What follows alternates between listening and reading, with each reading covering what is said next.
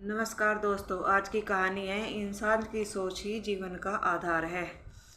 3 राहगीर रास्ते में एक पेड़ के नीचे मिले। तीनों लंबी यात्रा पर निकले थे। कुछ देर सुस्ताने के लिए पेड़ की घनी छांव में बैठ गए। तीनों के पास 2 झोले थे, एक झोला आगे की तरफ और दूसरा पीछे की तरफ लटका हुआ था।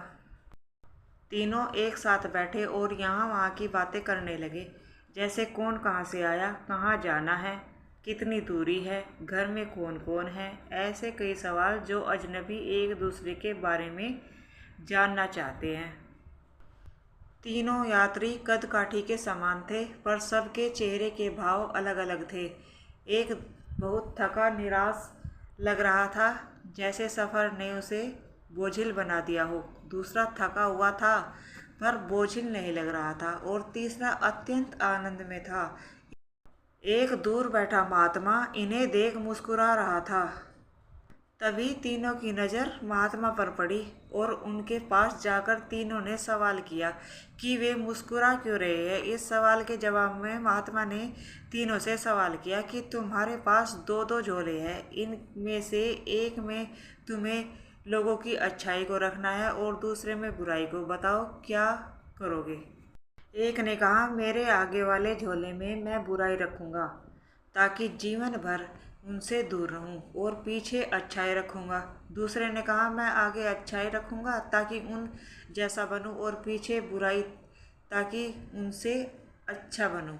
तीसरे ने कहा, मैं आगे अच्छाई रखूँगा ताकि उनके साथ संतुष्ट रहूं, और पीछे बुराई रखूँगा, और पीछे के थैले में एक छेद कर दूँगा, जिससे वो बुराई का बोझ कम होता रहेगा और अच्छाई ही मेरे पास रहेगी। अर्थात वो बुराई को भुला देना चाहता था। यह सुनकर महात्मा ने कहा, पहला जो सफ़र से थक कर निराश दिख रहा है, जिसने कहा कि वो बुराई सामने रखेगा, वो इस यात्रा के भांति जीवन से थक गया है, क्योंकि उसकी सोच नकारात्मक है और उसके लिए जीवन कठिन है।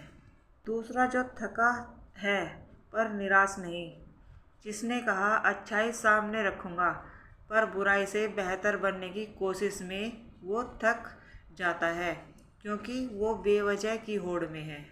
तीसरा जिसने कहा वो अच्छाई आगे रखता है और बुराई को पीछे रख उसे भुला देना चाहता है, वो संतुष्ट है और जीवन का आनंद ले रहा है।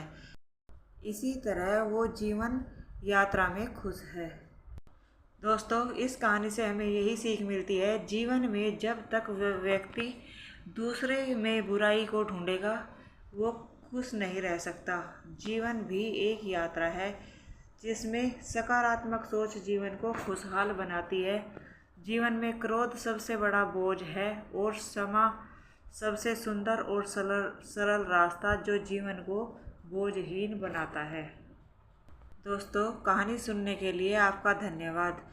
अच्छी लगी हो तो लाइक, शेयर और सब्सक्राइब भी कर लेना।